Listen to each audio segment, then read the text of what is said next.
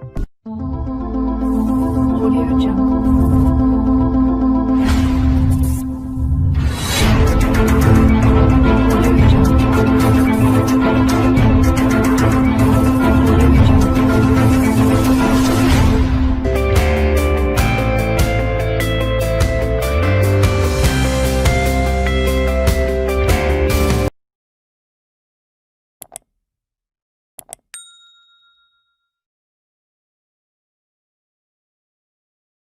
नमस्कार मित्रांनो, आपलं मॅथ फर्स्टचं थर्ड चॅप्टर ॲरिथमेटिक प्रोग्रेशन सुरू आहे. त्याच्यातले प्रॅक्टिस सेट 3.3मधले सुरुवातीचे 5 एक्झाम्पल आपण मागच्या लेक्चरमध्ये बघितले. आता उरलेले जे एक्झाम्पल आहे ते आज आपण बघूया. Example number 6, sum of first 55 terms is an arithmetic progression is 3300. Find its 28th term. एक ॲरिथमेटिक प्रोग्रेशन दिली आहे, तिच्या सुरुवातीच्या 55 टर्मची बेरीज दिली आहे 3300.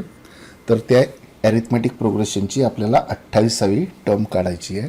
मग ते कसं लिहिणार, कसं सोडवणार ते लक्ष द्या. काय दिलं आहे बघा, S55 दिला आहे. सम ऑफ फर्स्ट 55 टर्म्स किती दिले आहेत, 3300. आणि आपल्याला काढायचं आहे T28 म्हणजे 28वी टर्म काढायची. सम दिली आहे म्हणजे आपण एसएनचा फॉर्म्युला वापरूया. We know that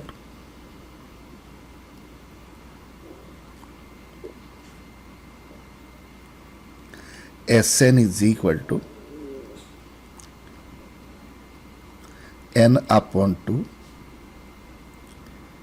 in bracket twice a plus n minus 1 into d. S55 दिला आहे, याचा अर्थ आपण यांची व्हॅल्यू 55 टाकूया. Therefore S55 is equal to 55 upon 2 in bracket twice a plus in bracket 55 minus 1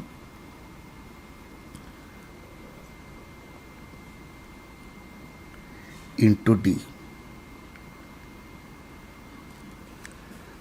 Therefore S55 टाकून देऊ आपण. 3300 is equal to 55 upon 2 in bracket twice a plus 55 minus 1 means 54 into d means 54d. Therefore 3300 is equal to 55 upon 2 into bracket मधून 2 common निघेन. 2 in bracket a plus 27d.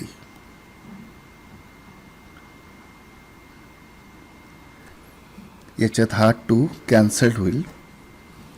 Therefore 3300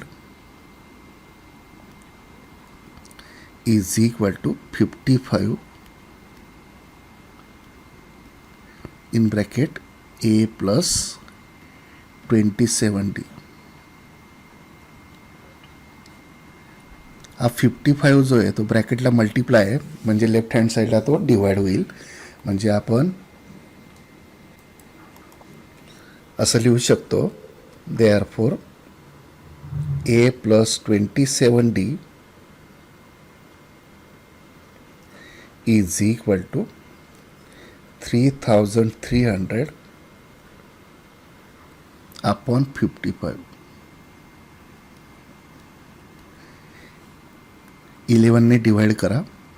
5 300. 300ला 5ने divide करा, 60 means A plus 27D is equal to 60.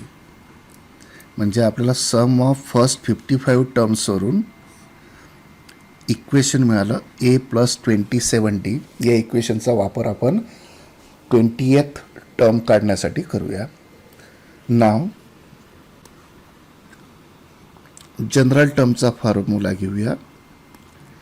TN is equal to A plus n-1 into D.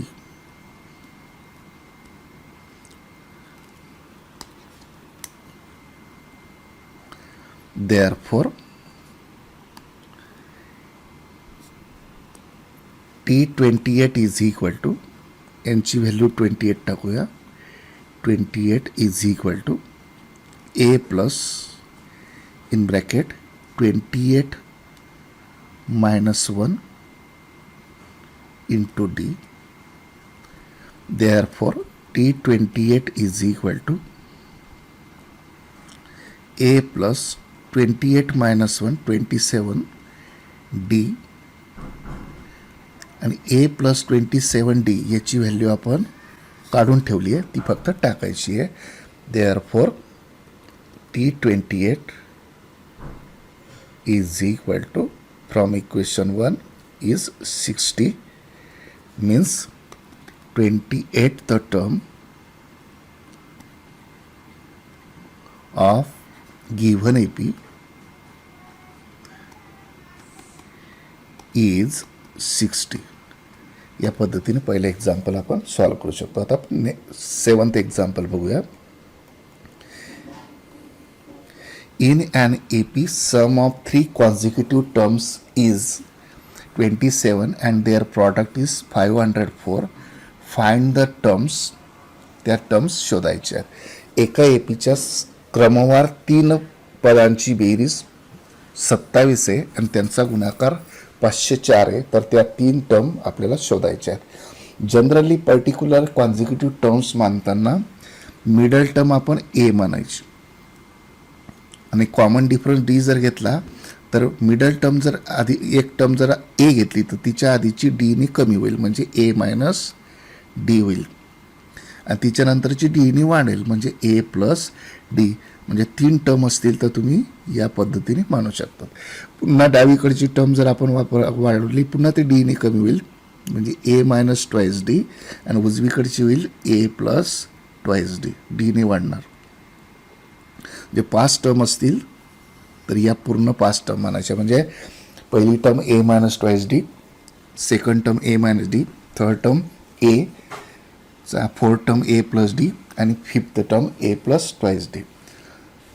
अजून जर आपण वाढवायच्या ठरवल्यास 7 term केल्या तर A minus thrice D आणि इकडे होईल A प्लस थ्राईस D.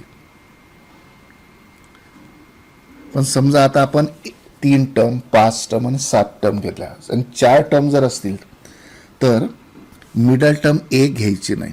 जर सोपं करायचं असेल एक्झाम्पल तर A घ्यायचं नाही, मग A मायनस D आणि A प्लस D म्हणून एकाडे एक टर्म घ्यायची. म्हणजे ही सोडून द्यायची, ही सोडून द्यायची. म्हणजे पहिली टर्म घ्यायची A minus thrice D, A minus D, third term A plus D आणि fourth term A plus thrice D. म्हणजे ही पहिली, दुसरी, तिसरी, चौथी. हे केव्हा, जेव्हा टर्म्स 4 सांगितलेले असतील. आता एक्झाम्पल 8मध्ये आपल्याला एक एक्झाम्पल येईल 4 टर्मचं. त्याच्यात त्यांनी ॲझ्युम करायला सांगितलं आहे या 4 टर्म्स त्यांनी घ्यायला सांगितल्या आहेत, या सलग या 4 टर्म. तर त्याच्यापेक्षा सोपं होण्यासाठी तुम्ही 1 2 3 4 एकाआड एक टर्म घेतल्या तर ते एक्झाम्पल पुन्हा सोपं होतं. ते आपण बघूया आता कसं सॉल्व करायचं. 7वं एक्झाम्पल आहे आपलं. In an AP sum of 3 consecutive terms is 27 and their product is 504. Find the terms. Assume that त्यांनी मानायला सांगितले 3 consecutive terms in AP are A minus D, A आणि A प्लस D. मग आपण त्या पद्धतीने सॉल्व करूया. Suppose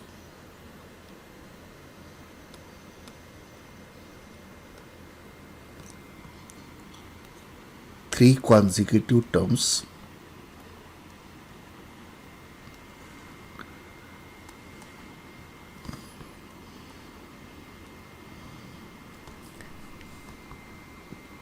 of AP are A minus D, second A and third A plus D. त्यांनी जे ॲझ्युम करायला सांगितलं त्याच पद्धतीने आपण ॲझ्युम केलं आहे. अकॉर्डिंग टू फर्स्ट कंडिशन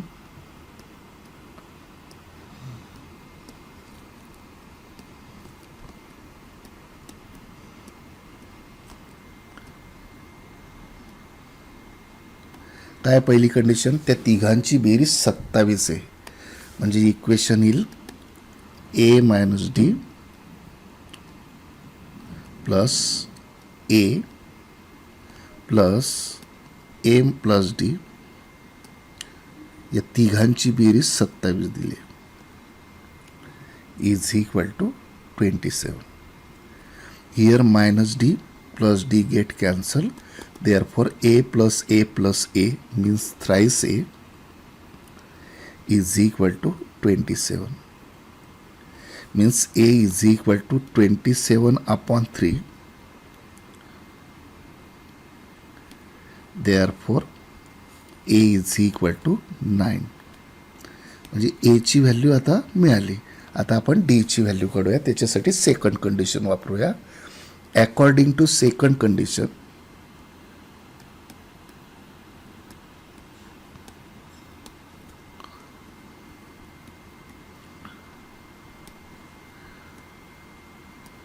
काय सेकंड कंडिशन, त्या तिघांचा प्रॉडक्ट 504 आहे. म्हणून आपण त्यानुसार इक्वेशन मांडू शकतो. देअरफॉर फर्स्ट टर्म मानलेली आपण a minus d into second term a into third term a plus d is equal to 504.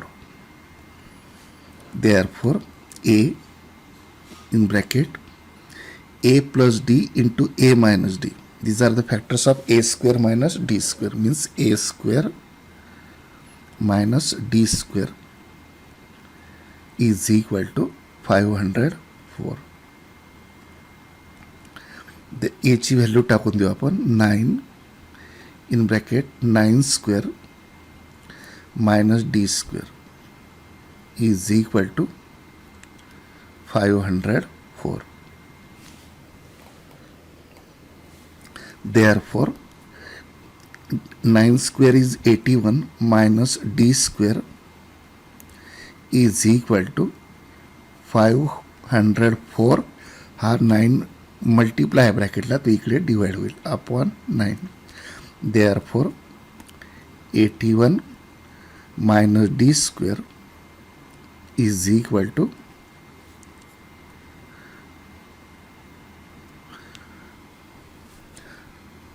9 5 45 उरले 5 9 54. Therefore d square is equal to 81 minus 56. Therefore इकडे लिहूया.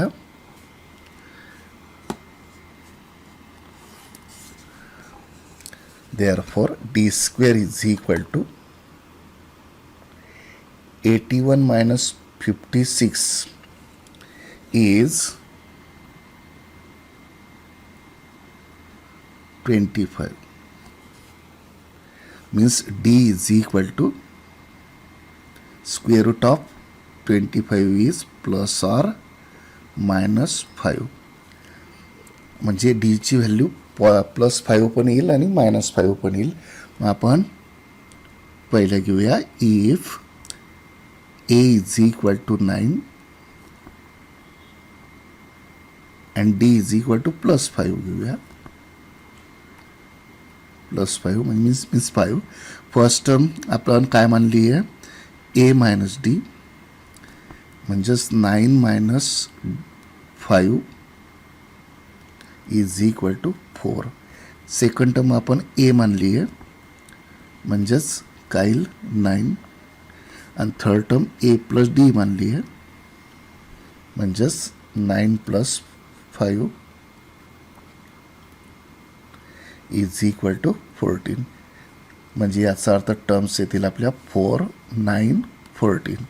आणि समजा डीची व्हॅल्यू निगेटिव्ह घेतली, if a is equal to 9 and d is equal to -5 घेतला, तर पहिली टर्म आहे आपली ए मायनस डी, म्हणजेच 9 minus -5 is equal to 9 plus 5 14.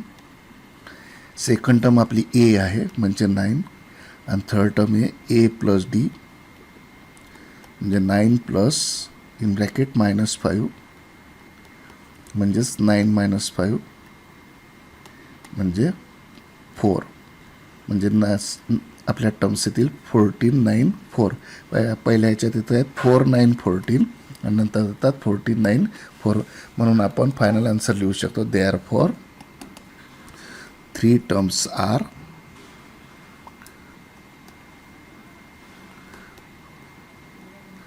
4, 9, 14 or 14, 9, 4. या पद्धतीने आपण त्या एपीच्या कॉन्झिक्युटिव्ह 3 टर्म काढू शकतो. आता 8th एक्झाम्पल बघा. Find 4 consecutive terms in an AP whose sum is 12 and sum of third and fourth term is 14. एक AP आहे, तिच्या क्रमवार 4 पदांची बेरीज 12 आहे आणि तिसऱ्या आणि चौथ्या पदाची बेरीज 14 आहे. तर त्या 4 टर्म आपल्याला काढायचे आहेत. मग आपण एका आड एक घेऊया. मधली ए घेतली, ती सोडून द्यायची. तिच्या आधीची ए मायनस डी, तिच्या नंतरची ए प्लस डी, म्हणजे या 2 झाल्या. नंतर ए मायनस डीच्या आधीची सोडून द्यायची, म्हणजे a minus thrice d twice d सोडायची, ए मायनस थ्राईस डी घेऊ. आणि इकडे ए प्लस उजव्या बाजूला ए प्लस थ्राईस डी, ती 4 टर्म घेऊया. मग आपण मानूया suppose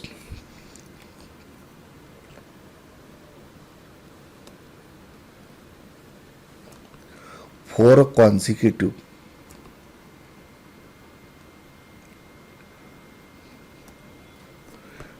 terms of an AP are कोणत्या सांगितले होते मी? मधली मी ए सांगितली होती, ती सोडून द्यायची. तिच्या आधीची घ्यायची, म्हणजे कोणती घ्यायची? ए मायनस डी घ्यायची. तिच्या आधीची सोडून द्यायची, म्हणजे काय सोडून द्यायची? ए मायनस ट्वाईस डी सोडायची. आणि तिच्या नंतरची, तिच्या पुन्हा आधीची घ्यायची, म्हणजे ए मायनस थ्राईस डी घ्यायची. आणि इकडे सुद्धा ए प्लस डी घ्यायची, ए प्लस ट्वाईस डी सोडून द्यायची. आणि त्याच्यानंतरची घ्यायची ए मायनस डी, ए प्लस थ्राईस डी. म्हणजे ही घ्यायची नाही, ही घ्यायची नाही, ही घ्यायची नाही. म्हणजे 1, 2, 3, 4 या पद्धतीने जर घेतल्या तर आपण एक्झाम्पल सोपं करू शकतो. म्हणून लिहिताना आपण काय लिहिणार? Suppose 4 consecutive terms in an A P R. First term is a minus thrice d, second term is a minus d, third term is a plus d and fourth term is a plus thrice d. फक्त एवढं लक्षात ठेवा, इथं एका आड्यात घेतल्यामुळे 2 टर्ममधला फरक हा D न राहता ट्वाईस डी राहणार आहे. म्हणजे कॉमन डिफरन्स इथं डी नाही, ट्वाईस डी आहे. मग आता according to first condition, according to first condition काय कंडिशन? 4 बेरीज 12 आहे. मग आपण इक्वेशन मांडूया. a minus thrice d, this is the first term, plus second term a minus d, plus third term a plus d, आणि plus fourth term a plus thrice d is equal to या चारींची बेरीज आपल्याला दिलं आहे एक्झाम्पलमध्ये 12. आणि आपण या पद्धतीने पुस्तकात जे दिलं आहे त्या पद्धतीनं घेता तिथं डी कट होणार नाही. या अशा आपण या ज्या टर्म घेतल्या आहेत त्यामुळे minus thrice d plus thrice d cut होईल, minus D plus d cut होईल आणि एची व्हॅल्यू पटकन मिळेल. A plus A plus A plus a 4 times means 4a is equal to 12, means a is equal to 12 upon 4 means 3. म्हणजे पटकन a ची value आपल्याला मिळून जाईल. आता सेकंड कंडिशन घेऊ. अकॉर्डिंग टू सेकंड कंडिशन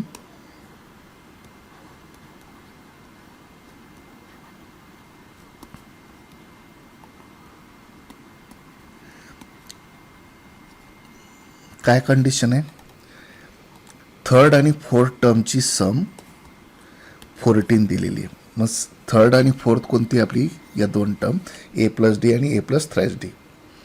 मग त्यानुसार इक्वेशन तयार करूया. Therefore third term is a plus d and fourth term is a plus thrice D and this some is given 14. Bracket remove केला तर ए प्लस ए काय येईल twice A and D plus thrice D येईल 4d is equal to 14. या इक्वेशनला 2ने divide केलं तर a plus twice d is equal to 7. या इक्वेशनमध्ये एची व्हॅल्यू सबस्टिट्यूट करायची. एची व्हॅल्यू सबस्टिट्यूट केली तर काय 3 plus twice D is equal to 7, means twice d is equal to 7 minus 3. Therefore twice d is equal to 4, means d is equal to 4 upon 2, means d is equal to 2. अशी d ची value मिळाली. a ची मिळाली 3 आणि d ची मिळाली 2. मग आपले चार टर्म कोणते आहेत, therefore a is equal to 3 and d is equal to 2. या किमती घेऊन आता आपण चारी टर्म काढूया. पहिली टर्म होती आपली a मायनस थ्राइस डी. याच्यात a आणि d ची व्हॅल्यू टाकूया. 3 minus 3 into 2 is equal to 3 minus 6 is equal to minus 3. Second term होती आपली a minus d. a minus d is equal to 3 minus 2 is equal to minus 1. Third term होती आपली a plus d is equal to 3 plus 2 म्हणजे काय येईल 5. आणि fourth term होती आपली a plus thrice d is equal to 3 plus 3 into 2 means 3 plus 6 is equal to 9. म्हणजे first term आली आपली -3, सेकंड टर्म -1, थर्ड टर्म 5 आणि fourth term 9. Therefore terms 4 terms are -3, -1, 5 and 9. अशा पद्धतीने आपल्याला चार टर्म काढता येतील. आता आपण शेवटचं एक्झाम्पल बघूया. If 9th term of an AP is 0, then show that the 29th term is twice the 19th term. एका APची 9th टर्म म्हणजे 9व्या क्रमांकाची टर्म 0 आहे, तर काय प्रूव्ह करायचं आहे, त्याच APची 29 क्रमांकाची जी टर्म आहे ती 19व्या टर्मच्या दुप्पट आहे. हे आपल्याला प्रूव्ह करायचं आहे. मग ते कसं प्रूव्ह करणार, लक्ष द्या. गिव्हन काय आहे आपलं, काय दिलं आहे, T9 दिला आहे 0.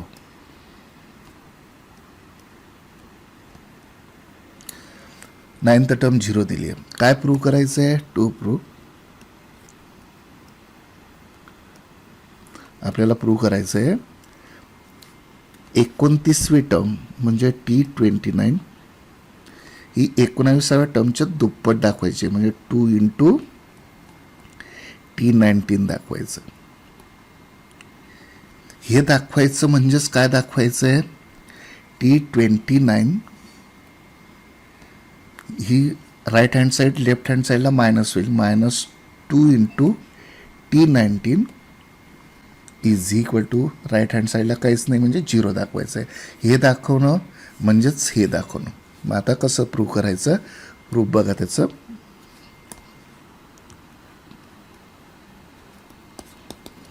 आपल्याला काय दिलं आहे? T90 दिला आहे. आपण जनरल टर्मचा फॉर्म्युला घेऊया. Tn is equal to A plus n-1 into d. या जनरल टर्मवरून आपण T9, T29 आणि T19 काढून घेऊ. Therefore T9 is equal to A plus 9-1. 9-1 means 8 d. याला आपण नंबर 1 देऊन टाकूया. T29 काय येईल? A प्लस 29-1 28 डी. याला सेकंड नंबर देऊया. आणि T19 A plus 19-1 means 18 means A plus 18 d is equal to T19 is equal to A plus 18 d. याला थर्ड नंबर देऊया. आता आपण जे गिव्हन आहे T9 इज इक्वल टू 0 ते घेऊया. नाव T9 इज इक्वल टू 0 म्हणजेच कशाची value 0? Therefore A plus 8D is equal to 0. हे आपल्याला इक्वेशन 1 वरून मिळालं. त्याला आपण स्टेटमेंट नंबर 4 देऊन टाकूया. आता आपण हे जे दाखवायचं आहे याची फक्त LHS घेऊया आणि ती सॉल्व करून 0 मिळतं का ती बघूया. नाव T29 minus 2 into T19 is equal to. आता आपण इक्वेशन सेकंड आणि थर्ड वरून T29 आणि T19 ची व्हॅल्यू टाकूया. Therefore A plus 28D minus 2 into in bracket T19 means A plus 18D is equal two bracket remove करूया. A plus 28D 2 ने multiply करा मायनस ट्वाइस A मायनस 2 ने multiply करा minus 36D is equal to A minus twice A minus A and 28 minus D minus 36D minus 8D is equal to या दोघं टर्ममधून minus sine common निघेल. ब्रॅकेटमध्ये राहील A plus 8D आणि equation 4मध्ये आपण A plus 8D ची value किती काढली आहे? 0. म्हणजेच मायनस ब्रॅकेटच्या बाहेर काहीच नाही म्हणजे 1 इंटू या ब्रॅकेटची व्हॅल्यू किती आहे? 0. म्हणजे याचा अर्थ आपल्याला मिळेल T29 minus 2 T19 is equal to minus 1 into 0 is 0. आणि ही निगेटिव्ह टर्म आता राईट हँड साईडला घेऊया. म्हणजे T29 इज इक्वल टू काय मिळेल? 2 into T19 means 29th term is equal to twice the 19th term. आणि हेच आपल्याला काय करायचं होतं? प्रूव्ह करायचं होतं. असा हा प्रॅक्टिस सेट आपला या ठिकाणी संपला आहे. थँक्यू.